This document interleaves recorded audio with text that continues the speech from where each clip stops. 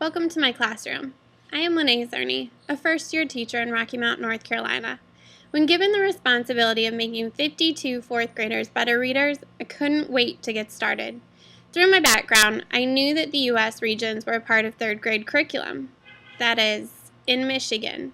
I soon came to find out that my students did not have the previous knowledge of the 50 states, their locations, the regions, or any idea where they were in relation to millions of other Americans. I quickly gave them a pre-assessment to see how much current knowledge they really had of state locations.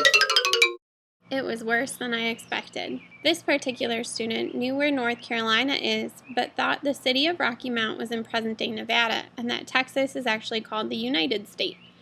I then decided to use our open court curriculum, technology, book clubs, videos, instruction, articles, and more to improve their knowledge of the U.S. through literature. We began as a class, me teaching in front and them taking notes, or reading text as a class. My instructional model was a sense of gradual release of responsibility. Using social constructivism, I increased their independence in the classroom and in their learning. I stepped away from leading small group discussion to the group leader stepping up. There was also a slight element of behaviorism as I used Pavlov's theory. Group leaders were highly praised for their ability to conduct a positive group discussion. As we continued around the United States regions, I continued to release ownership to them. This meant that we moved away from group work and taking notes and increased the use of technology. I created web quests for the regions for them to explore other states and aspects that tie all the states of that region together. The students really seemed engaged in this type of learning. Through the use of computers, students created blog posts to communicate with each other and embark on their own individual state project. This included research and producing a state PowerPoint. My hope was that they could learn a great deal about a state that they were unfamiliar with, and in turn, with that region that it is in. Then students would inspire others to learn about their state through the excitement of what that state had to offer.